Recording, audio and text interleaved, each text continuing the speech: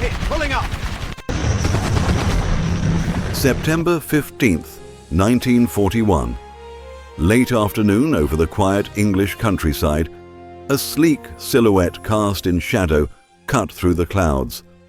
The de Havilland Mosquito, powered by two Merlin Phi-12s, making its maiden public reveal to stunned RAF engineers.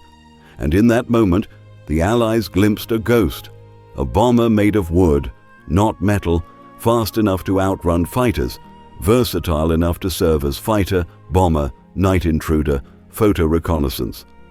Few believed such an aircraft could succeed. Doubters whispered it was a mosquito made of matchsticks.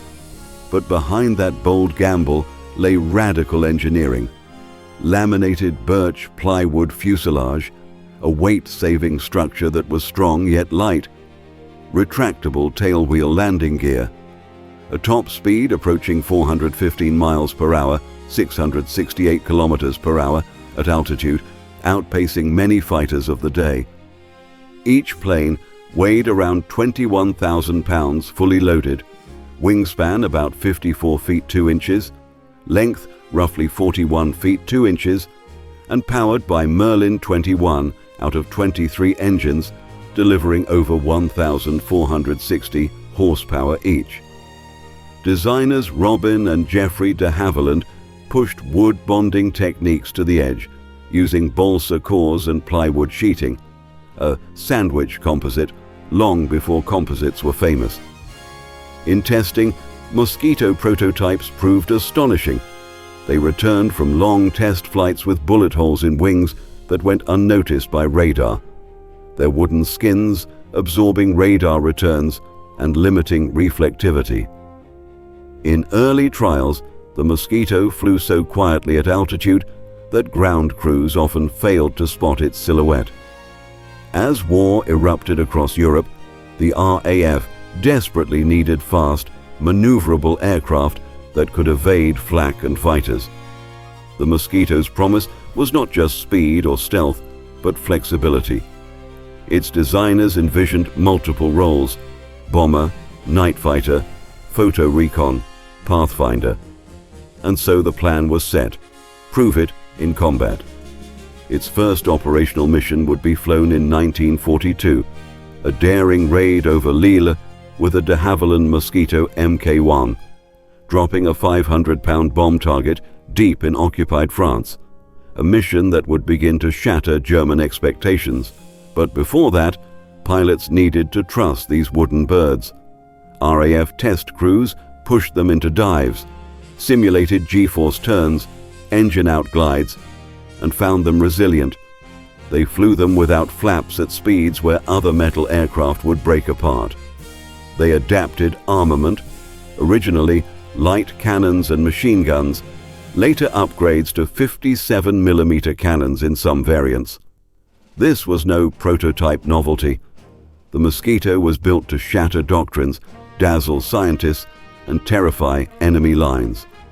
And now, as the Mosquito Ghost prepares to cross into enemy territory for the first time, its stealth and speed would be tested under fire, and history would never see aircraft the same. Winter, 1941. The RAF was still hesitant. Many in command thought the Mosquito was a reckless novelty, a fast wooden aircraft with no defensive guns, no armor, and too much risk. Bomber command leaders preferred heavy, gun-laden aircraft like the Wellington or the Lancaster. But Geoffrey de Havilland knew his creation would prove them wrong. The first production Mosquito B-Anke-4 rolled off the line early in 1942, sleek and lethal, and its performance stunned every pilot who touched the controls. Test pilot Geoffrey de Havilland Jr. himself, the designer's son, pushed it beyond limits, climbing to 37,000 feet and hitting 392 miles per hour in level flight. In comparison, Germany's vaunted Bf-109F topped out around 385 miles per hour. The wooden bomber was faster than the fighter designed to stop it.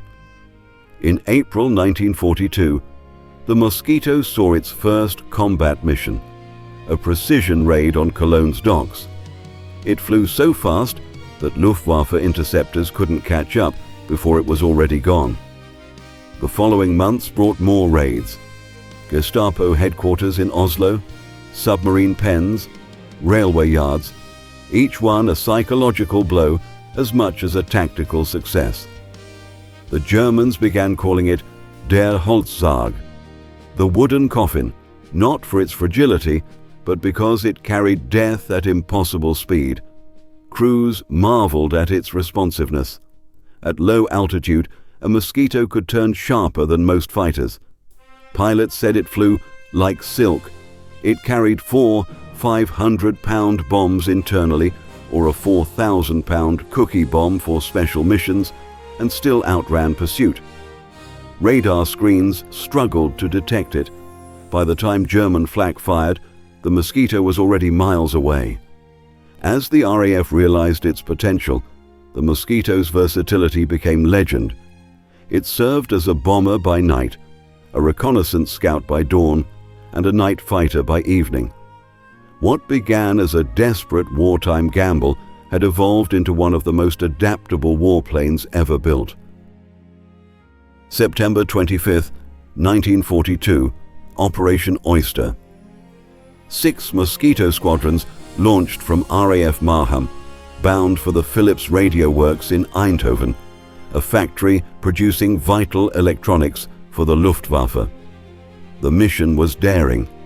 Daylight, low-level, broad daylight over occupied Europe with no escort, no gunners, and no margin for error. Flying barely 50 feet above the ground at 350 miles per hour, the Mosquitoes weaved through flak, clipped trees, and streaked across the channel like ghosts. They hit the target precisely, bombs cascading through factory roofs, halting radio production for months. But 3 planes were lost, and every pilot returned home covered in sweat and disbelief. The success silenced critics once and for all. The Mosquito could do what no other bomber could: precision daylight raids without fighter escort. Soon, its legend grew.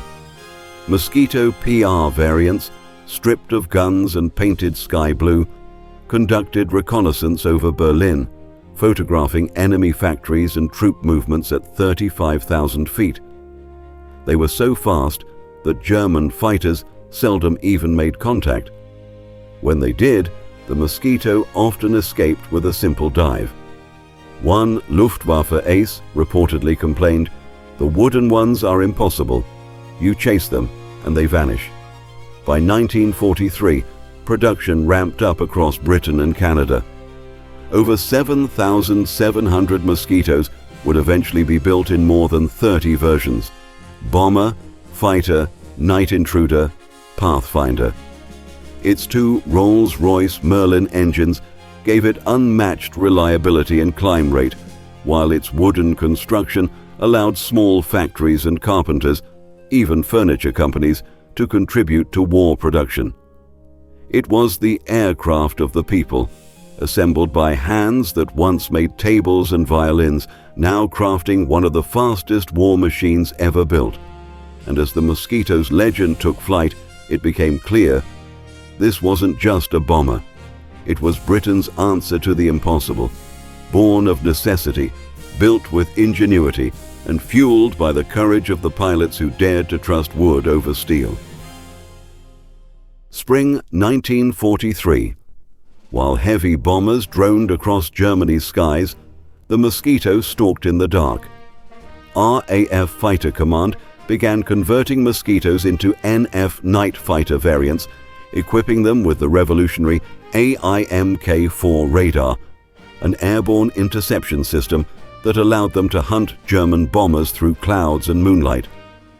These radar scopes glowed green in the cockpit, guiding pilots toward tiny blips that meant enemy aircraft. One of the first aces of this new night war was Wing Commander Brandsey Burbridge, who with his radar operator Bill Skelton scored 21 confirmed kills, many over Berlin itself.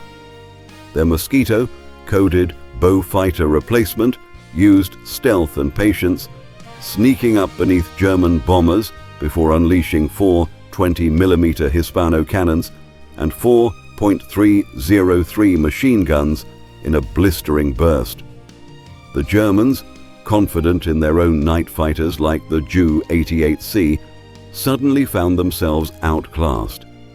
The Mosquito could dive, climb, and evade radar countermeasures faster than almost anything the Luftwaffe fielded. Its plywood body absorbed radar waves, reducing detection range, an accidental precursor to modern stealth. The Luftwaffe dubbed them wooden phantoms. By 1944, entire night squadrons of Mosquitoes were intercepting bombers, escorting RAF raids, and hunting V-1 flying bombs that screamed over London. In July alone, Mosquitoes shot down over 600 V-1s, often using ramming tactics when ammunition ran out.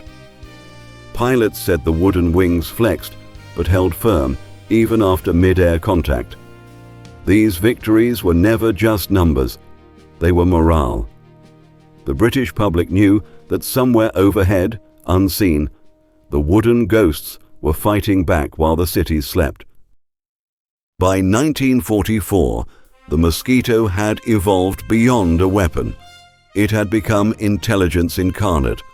Its PR, photo reconnaissance variants, stripped of guns and armor, carried high-resolution cameras that could capture enemy positions from 35,000 feet. These unarmed aircraft flew solo deep into Axis territory, relying purely on speed and stealth. One legendary pilot, squadron leader Tony Hill, flew 300 miles into Germany to photograph the Peenemünde rocket facility, intelligence that led directly to the Allied bombing of the I-2 program. His Mosquito flew so high and fast that the Germans could only watch helplessly as contrails faded into the horizon. The aircraft's design allowed for unprecedented stability and clarity in high-altitude photography, with cameras mounted through the fuselage floor and side panels. Each mission brought back thousands of images, troop movements, new radar arrays, hidden airfields, data that shaped Allied operations from D-Day to the Rhine. Even the U.S. Army Air Forces borrowed Mosquitoes for reconnaissance under the designation F-8, admiring their performance. American pilots who had flown Mustangs called the Mosquito a magic carpet. Beyond Europe, Mosquito squadrons operated in Burma, Ceylon, and the Pacific, flying long overwater recon and strike missions against Japanese shipping. In one record-setting run, a Mosquito PR-16 covered 2,200 miles non-stop with drop tanks, proving that range, not size, defined reach. And through all of this, one theme remained constant: versatility. From spy plane to night hunter, from bomber to fighter, the Mosquito became the Swiss Army knife of Allied air power. Built of wood, but tempered by ingenuity, it stood as proof that imagination could outfly industry. February 18th, 1944. The day began like any other in northern France, cold wind sweeping across the countryside. But above the Amiens region, a swarm of low-flying Mosquitoes sliced through the fog, skimming treetops at over 300 miles an hour. Their mission: break into Amiens prison and free over 250 French resistance members before Gestapo executions at dawn. The operation, codenamed Jericho, was one of the boldest daylight raids of the war. The Mosquitoes of number: 487 Squadron, Royal New Zealand Air Force, carried 500-pound bombs fitted with delayed fuses. Flying just 10 feet above the snow, they evaded radar until the last second, pulling up to skim the prison walls and drop their payloads with surgical precision. The first wave blew open the walls and guard towers. the second struck barracks and outer gates. Prisoners burst from the wreckage, running for freedom as machine gun fire rattled around them. The raid destroyed part of the complex, and though tragically some prisoners perished, hundreds escaped, many rejoining the resistance. The Germans were stunned. A handful of wooden aircraft had shattered one of their most secure prisons in broad daylight. Allied command called it a miracle of accuracy. That same year, mosquitoes struck again. Gestapo headquarters in Oslo, then Aarhus, then Copenhagen. These buildings were fortresses of Nazi control, filled with files and informant records that endangered countless civilians. The mosquitoes flew low, often beneath radar, threading between smokestacks and clock towers. In Copenhagen, pilots had to line up bombing runs using a row of lampposts as visual guides. They destroyed the target to the minute, eliminating Gestapo archives and sparing surrounding hospitals and schools. Each operation carried human stakes: freedom or death, liberation or revenge. To the occupied nations, the mosquito became more than a plane. It was a symbol of justice from the skies. Its ability to strike surgically where heavy bombers could not made it the precision blade in a war of sledgehammers. By 1945, the Mosquito had become a household name among Allied pilots and an obsession for German engineers. The Luftwaffe threw everything at it: radar traps, night fighters, jet interceptors, but still failed to stop it. During one high-profile raid on Berlin, mosquitoes arrived so precisely that the air raid sirens sounded minutes after the bombs had already fallen. The German high command was humiliated. Propaganda Minister Joseph Goebbels reportedly delayed a radio speech because mosquitoes had just bombed his studio. They were fast, unpredictable, and seemingly untouchable. But the mosquito's greatest strength was its adaptability. As the war neared its end, it continued evolving. The FB-6 fighter-bomber variant packed rockets under its wings, turning it into a tank buster that shredded locomotives and convoys in occupied Europe. The PR variants extended reconnaissance over the Baltic and Norway, while naval mosquitoes hunted U-boats from coastal bases. By VE Day, mosquito crews had flown more than 82,000 sorties, claiming over 600 enemy aircraft destroyed, 3,000 trains, and countless supply depots and ships. Yet, despite these numbers, the Mosquito's story was personal. Every pilot who flew it swore by its grace and dependability. "She was alive," one recalled. "You didn't fly the Mosquito, she took you along." When peace came, the RAF began retiring its fleets, but airmen protested. Some aircraft were converted to civilian use: mail carriers, survey planes, even early racing aircraft, living out their twilight years in quiet skies. But the legacy endured. Decades later, historians would call it the most successful multi-role combat aircraft ever built. Wooden, yes, but never fragile. The Mosquito embodied everything the Allies needed: speed, precision, versatility, and audacity. It was proof that genius could rise from scarcity, that innovation could outfly brute force. And as the last operational Mosquito thundered down the runway in 1951, its engines echoing across the tarmac, it left behind a message for the ages. Sometimes the lightest touch can deliver the heaviest blow. As peace returned to a battered world, the roar of the Mosquito's twin Merlins faded into history. But its echo never truly died. For those who built it, flew it, and trusted it, the aircraft represented more than a weapon. It was a miracle of ingenuity born from desperation.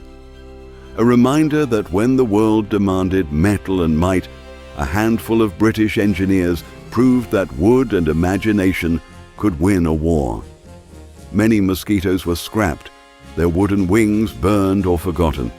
Yet their spirit lived on in every pilot who once climbed into that narrow cockpit, looked down the long nose toward the horizon, and felt unstoppable. Its design left fingerprints on the future. The composite fuselage inspired early stealth studies. Its low radar visibility was decades ahead of its time. The concept of speed as protection, outrun rather than outgun, would become a central philosophy in Cold War aircraft, from the English Electric Lightning to the SR-71 Blackbird.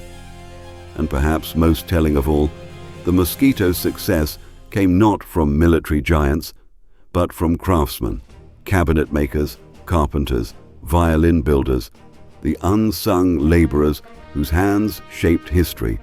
They turned scarcity into strength and left behind an engineering marvel that blurred the line between art and war. Today, a handful of restored Mosquitoes still fly, their Merlin engines howling over air shows in Britain, Canada, and New Zealand. When their props spin and the smell of fuel hits the air, veterans who once served alongside them still turn their heads, eyes glistening. Because the Mosquito wasn't just another airplane, it was a symbol of defiance. It whispered across the skies that courage, creativity, and conviction could outpace tyranny. And though its wings were made of wood, its heart was made of steel.